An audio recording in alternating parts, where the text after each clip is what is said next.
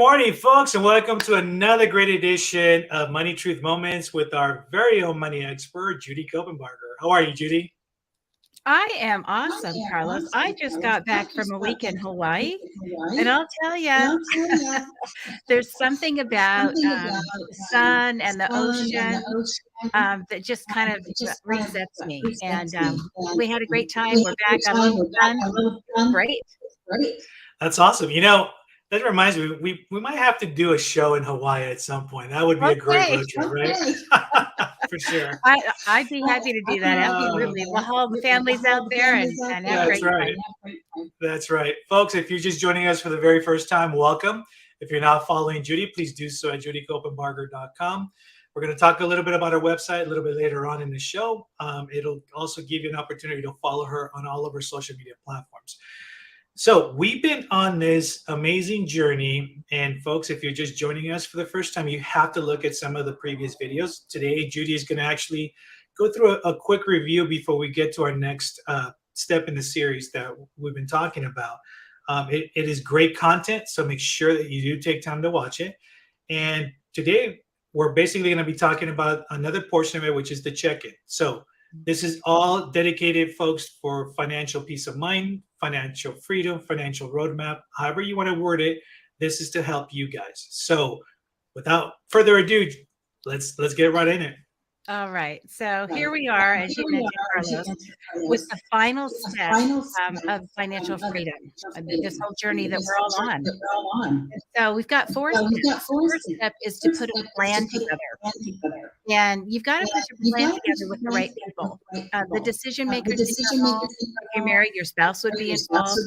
There might be additional family members that are helping you make decisions and are joining you on this journey. So you got to get that plan. It's got to be written and it's got to be finite. It doesn't mean that it's not a movable, shakeable, amendable plan, but you want to have it written and you want to know exactly when it ends and what the result is then. The second thing you got to do is get your team together. You got to get the people. And the people might be accountants, attorneys, investment advisors, your 401k provider, insurance agents, the financial people in your life, mortgage brokers, bankers, the people that will help you gain the access to the tools that you need for your financial journey. So get your team together. The third part of this 4-part plan is to execute. So you can't just have a plan and look at it and look how pretty it is up on the shelf in its binder, right? You've got to actually execute. And our final step we're going to discuss today is the check-in. So once you have a plan, things are going to happen. It's not going to be a straight line when you connect all the dots looking back, right? It's kind of things happen and there are adjustments to make. There are course corrections that will be made along the way. And you want to make sure you do that. So with our analogy of the map, here I am in Southern California. If I was going to go to Seattle, I would just go north for a long time, for a couple of days, right? I'd get on the 5, go north and not deviate. But things happen. On a road trip, you're going to need to go, find a motel. You're going to need to go find something to eat. You're going to need to stop and get gas. And all those things that you need might not be right there on the freeway. There are deviations that happen on a trip like that. And that happens in life. You have things show up. I just was talking to a friend this morning that needs to have the plumber come because the water heater is leaking, right? Those things happen. And so all of a sudden there's an expense that wasn't there before. Well, that's going to impact your plan. Maybe something happens with the car. We need to repair the car, or it's time for a new one. Maybe there's a family emergency and we've got to buy plane tickets to be able to take care of that. Maybe there's something going on with the kids, or there's a special occasion, an anniversary, graduation, a special birthday that requires money to expense for something that wasn't there normally or wasn't there before. So we can plan for a lot of those things, but as we all know, life happens and there are things that show up and it's like there's a price tag associated with this thing that needs to happen. And so the check-in is to make sure that we're getting back on track and we're out that journey. Awesome. So let me go back to something that actually came up. And I know that we've talked about this before, but I know that we have new viewers as well joining us, and it could also be a great review with folks. On the second step of the journey, when we talk about teens, right? We've been very thorough talking about the 4-H method. We talked about those specific folks. If I'm going to ask you a two-part question on this, right? So one's going to be related to family, the other one's going to be related to business. Mm-hmm. When you're starting out, whether it's you're a young couple, whether you already kind of lived most of your life, but you realize that you haven't done things the right way, right? What are some key elements before I even think about starting to add my team? What are some things that I should be jotting down specifically that I should be looking for? For example, right? If I'm starting out as a young couple, or even out of college or out of high school, right? The youth, and this is what's gonna help them not make the same mistakes that a lot of our parents or us, and that we didn't know any better, right? What are some things that they can put in place, or things that they should be asking themselves to get started on that? So let's start with that. Yeah, great question. So in the context of a family, and in particular, a young family, starting out or maybe just beginning their, to grow their family. One thing that I think young couples ought to think about that often is not even on the radar is the insurances, life insurance in particular. And it's cool when you're young and you're healthy. There's no big deal. Premiums are very low compared to 40s, 50s, 60s, year olds premiums. So if you're in your 20s or 30s, they don't really start to go high on premiums until about age 40. And that's just based on the actuarial table. So life insurance is something to think about. Good health insurance. So if you've got a couple that are thinking about having kids, that's an expensive proposition. All the health related things with the pregnancy, but then also with the child's health care. Or get multiple children's healthcare. That's something to think about. And often that can be bundled into some benefits at work. If one or other of the spouses, parents, are working with their good benefits, sometimes that's an economical way to go. Get the health insurance at work. So insurances come to mind. Another thing that's often missed is the estate planning part. Because you're not thinking in your 30s, what if something happens to one of us? I mean, that's just not even something you think about. But it does happen. And it's not only a death that could occur when we don't expect it to, but an incapacity. Or something happens with our physical body or mentally that we didn't see coming. That big curveball in life that we see happening can financially impact a family and devastate them without some planning. And it doesn't have to be costly. It doesn't have to be time consuming. It just has to be an appropriate portion. So those are the two kind of protective parts that I see young families often overlooking. They're thinking about things like, let's grow our wealth. Let's get an IRA. Let's, open an account and buy some stock, maybe get a rental property. They're thinking about things like that, but they often overlook the kind of defensive or protective parts. What would you say? I'm going to do a follow-up question with that too. What would you say? There's a lot of agents. Obviously, we know there's a good, the bad, and the ugly in the insurance world, right? We've kind of all experienced it. Some of us are probably still going through it as well too. But when it comes to the young folks as they're starting out with this, and I remember this back about 25 years ago, or almost 30 years ago. My dad was very adamant about insurance, taking care of your family when you get to that, when you're family. But what I remember now is even back then, when dealing with somebody for life insurance, for example, right? You don't know what you don't know, right? So the questions is that they present to you with is, here's a 15-year plan, here's a 30-year plan, or X, Y, and Z, right?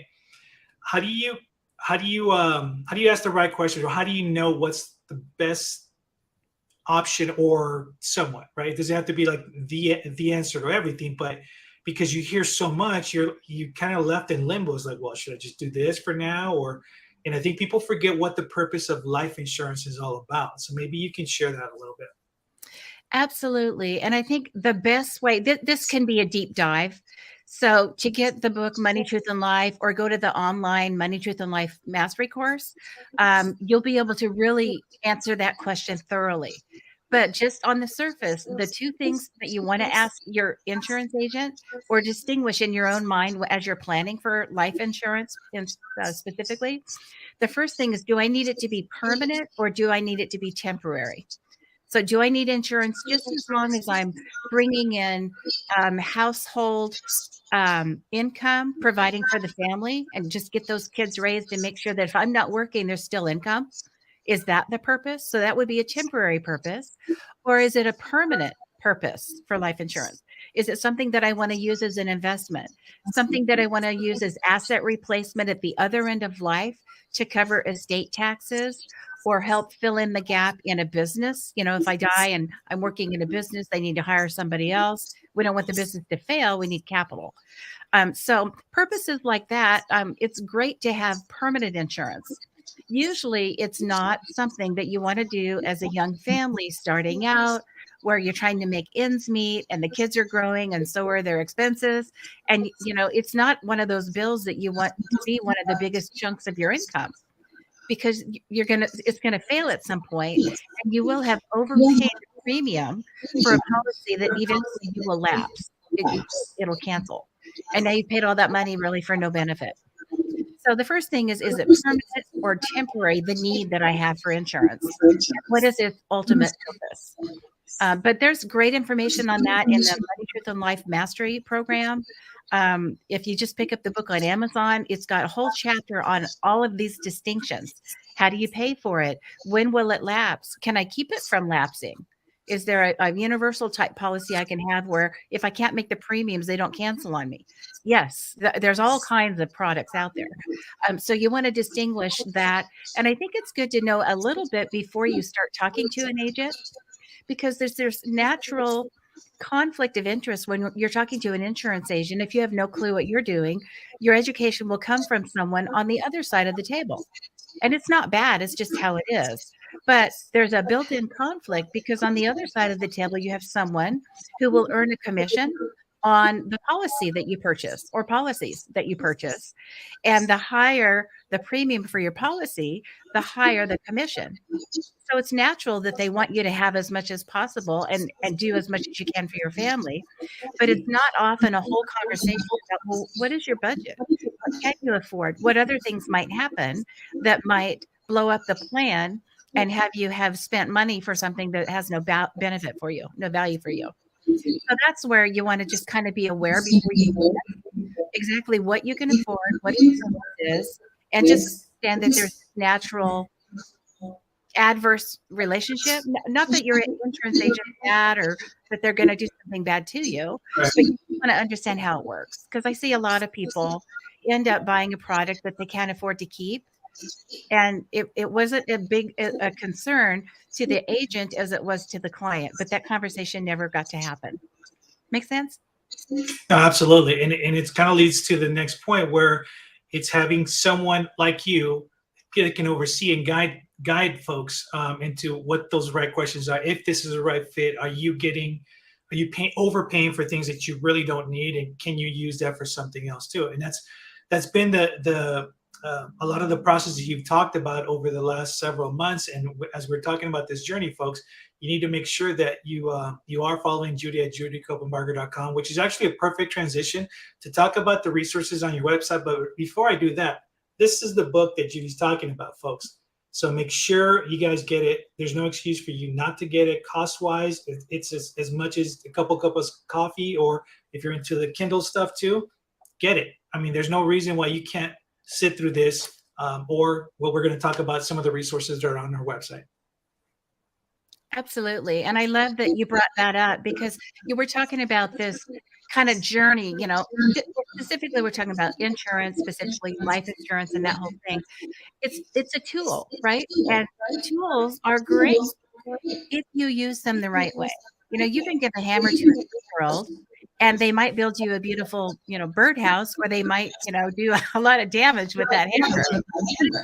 It's neutral. It's not good or bad. So it's how you use it and how you're instructed to use it. Just like any investment or any legal document that you might create, any kind of policy that you have, all the way down to your business insurance. your car insurance, house insurance, all of that. They're twofold. So you want to pay an appropriate amount and get the perfect amount of service delivered to you to make sure that it's exactly what you need. You're paying exactly what you should for it. Excellent. And then can you share with us a little bit more about what folks can expect when they visit your website? Absolutely. So judycopenbarger.com is kind of your gateway, your portal to all the good stuff. That'll give you access to the author's page on Amazon. Money, Truth, and Life is a bestseller, so it's available anywhere that you buy your books, bestsellers. There's Barnes and Noble, there's Books A Million, Target. I think it's bestsellers on all of those portals, and Amazon, of course. Money, Truth, and Life, pretty simple. It is your primer level access to all of the distinctions when it comes to the 5 portals that you need to understand about personal finance, small business, small ministry. What do you need to know about taxes, estate planning, legal documents, investments, the bulls and the bears, 401ks, IRAs, all of those things, all these insurances that we talked about, everything that you need to know. It'll give you a way to distinguish, do I need that or that? And as you mentioned, it'll give you maybe not all the answers for you, but it'll give you all the right questions to ask the professionals that are serving you. So that's all available there in the book. It's also available on that Money, Truth, and Life online mastery program. And the judycopenbarger.com website has a little green magic button that gives you right into that portal to access that program. You can watch a whole course on insurance or a whole course on investments or tax or any of these 5 pillars, or you can just watch a class or 2. So that's all available for you. Just go to judycopenbarger.com, click around. There's also some helpful articles there, access to YouTube videos that you can watch on any subject you can imagine when it comes to small ministry business and personal finance. Excellent. And folks, the best thing about this is not only the content, which is great, but it's free. So you have no excuse to visit the site or follow Judy with that too. I'm telling you, go through the site, go through the videos. There is so much information, so much great information that applies to everyday life here. And you're just gonna benefit from it. So I heavily encourage you guys to follow her and check out the website, check out her videos and all that good stuff as well too. So, all right. So I asked you about family. More importantly, kids kind of transitioning or going forward. Let's talk a little bit about the other side of that. Folks that are just starting out in business, those that have been laid off. We've gone through a lot in this last several years, pandemic, all that stuff. People had to pivot, do different things, be creative, right? Because you couldn't really do a whole stuff. You couldn't really have your business running because everything was shut down. So having said that, if I'm one of those folks starting out, you gave me some great content for my family to look out for. What are some things that I should be thinking about as I'm preparing to launch this business? Let's just say it's coffee mugs or whatever, Yeah, so for a brand new business, the first big threshold question is, how do I want to structure my business legally? Do I want it to be a business that I just own as a sole proprietor and put it on my Form C on my tax return and just take the expenses against it and have a small account for that? Do I want it to be that simple to start? Or do I want to incorporate? When you incorporate, and again, there's all kinds of videos on all this, the Money, Truth, and Life online mastery program does a deep dive on this. But do I want it to be an S corp or a C corp? Very different in tax treatment and liability protection. Do I want it to be a partnership? How do I want to structure my business? And when is it appropriate? So there are pros and cons to an S corporation, for example, or an LLC. There are pros and cons to that. What are the pros? What are the cons? What does it cost me? What do I have to do when it comes to formalities, accounting? How do I keep records? It's going to be very different depending on the nature of your business structure. So those are things that you want to kind of do a side by side when you're starting a business. How do I want to structure it? And if you start one way, for example, sole proprietorship, you're just doing some really cute coffee mugs. You put them on a site where you can find it, but they're just direct delivered to your customers. Not a big deal. You don't even need storage in your garage for that. But maybe you turn into a business where you're manufacturing on your own. Now you need storage, you need a facility, you have staff, you need an office as you're growing your business. At some point, you might want to scale it. Now you're a big deal, right? At what point then do I go from a sole proprietorship to some kind of a partnership, LLC, or corporation? When do I do that? When do I do that? Financially and logistically to do that? And all those answers will come from you, but they're going to come from you inside of a set of questions that'll give you the right answer every time. Right? If you go through the right set of questions in any area of finance, that's Right. this is like a little tree. You're going to get to the right answer for you. Might not look like your neighbor or your brother-in-law or the person that has been mentoring you. It might be a different journey and different timing, but it's going to be right for you and it'll help you avoid all those mistakes that are out there. So that's why I built actually. That's why I have the book and the website and all this content coming out. Because I got so sick and tired of watching people make mistakes. I just knew this nuance.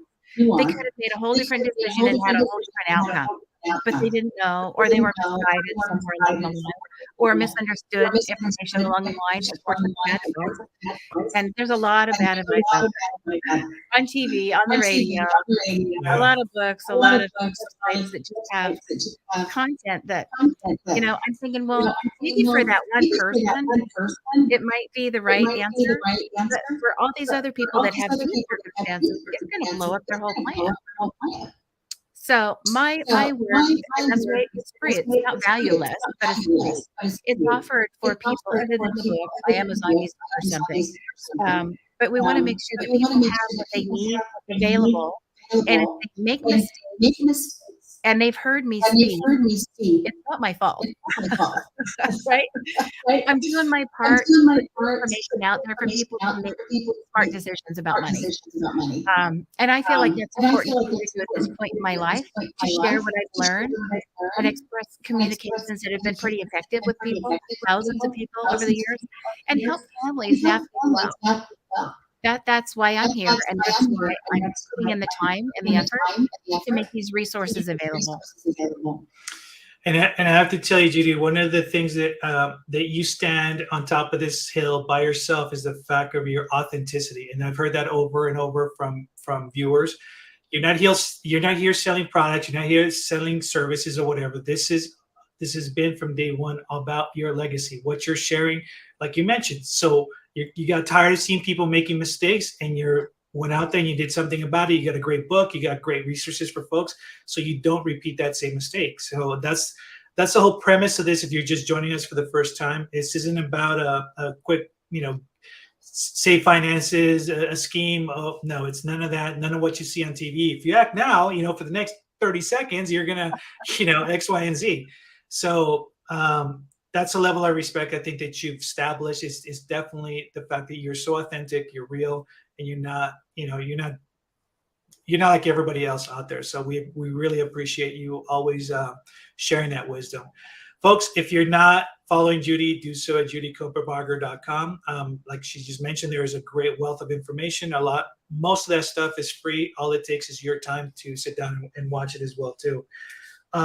So when we talked about checking in, also one of the things that I think people need to remember is that check-in and that team connection is also very important for accountability, right? And that's something you've talked about before. You want to just add a little bit more to that? Yeah, well, that the whole system, the whole process, the whole plan is designed around accountability to make sure you get it done. It's just like, even the best football players have coaches, right? They have trainers. Anyone who's good at what they do has someone that's just helping them refine. refine. And when they get off the field, they kick them back in, right? And so you can do that for yourself. And part of that is having the plan that's written, involving the people that matter, having your team that has accountability and expertise that you need. It's this whole process. And then you execute. And then today we're talking about the final part, which is checking in. That's the accountability part. That's when you stop at regular intervals and you say, okay, the end of the quarter, the end of the year, tax time, whenever you do it, regular intervals, and you say, how's it going? What do I need to do more or better or different to get a better result, to straighten out the line between the dots on my journey? What can I do to be more efficient, more effective? What can I do? Are there changes I need to make? How's my progress going? Am I on track or am I off track? If I'm off track, what do I need to do to bring it back in? And it might be a financial choice. Maybe I need to add a little to what I'm doing in my 401k at work in terms of contribution. Maybe I need to change the type of insurance I have, either have more or less, or change how I pay for that. Maybe I need to talk to a banker about interest rates. Maybe I need to refi a property that I have mortgaged. Maybe I need to take a HELOC and use that capital to start a business. All of these things, when you look at the big picture, the outcome, which is why we have a written lifetime financial strategy, right? What's the ultimate goal? You'll know if you're on track or off track. And this is the regular interval, however you do it at your house. In my practice, we do it every 4 months. We check in every 4 months. So we have 3 meetings a year. I found that 4 is too many, quarterly is too many, and 2 is not quite enough for most people. But it could be in your household, you only need an annual checkup. And you can do it either in October. If you're in business, October is good because you have time to set up the rest of your accounting before the year's end. Some people do it at tax time between February and April when everything's on the dining room table anyway, because you're gathering it for your accountant. So whatever it is, you want to have a regular check-in scheduled every quarter, every trimester, every year, whatever it is for you at your house, depending on the complexity and how many moving parts you have. But you want to do that check-in. You want to have accountability and course correct regularly. Excellent. And folks, we are at the tail end of our show, and most of you guys know what this means.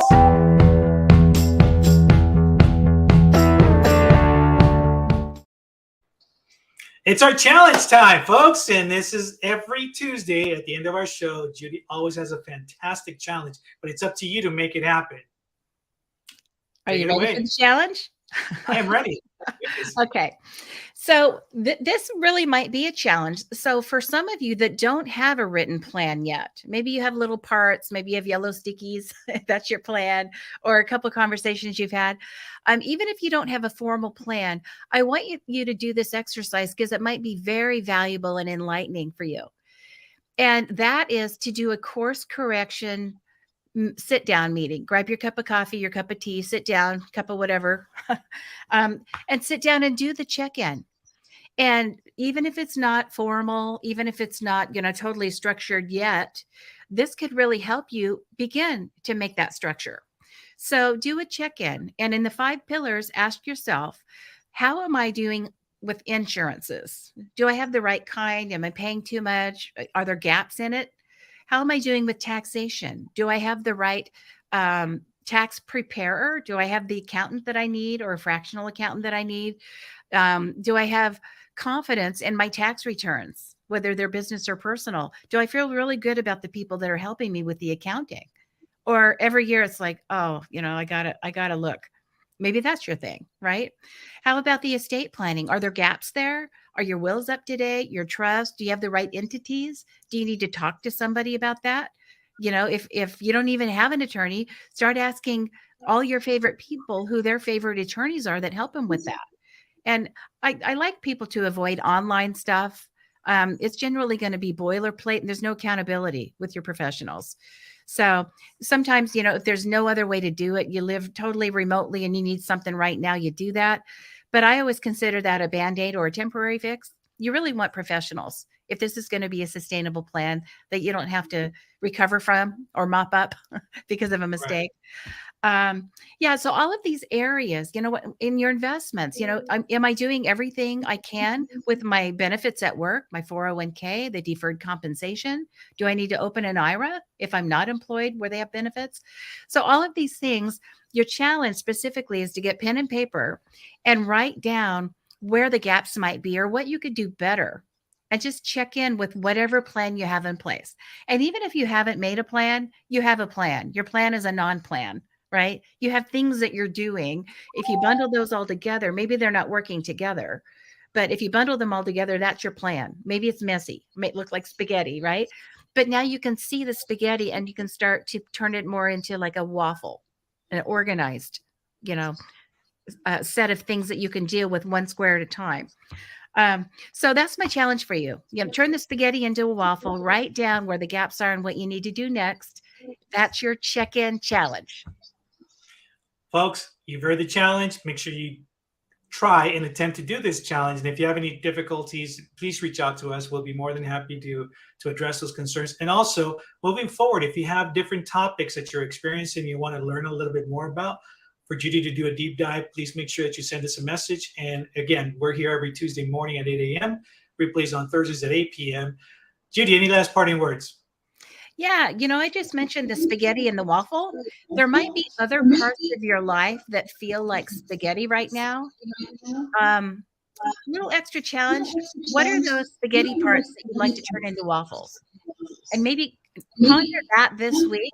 That's my kind of second little challenge for you. I think that could give you a big benefit worth thinking about. And have a great week. All right, Judy, good seeing you. Take care. And then I will see you next week. Take care, folks. Bye-bye.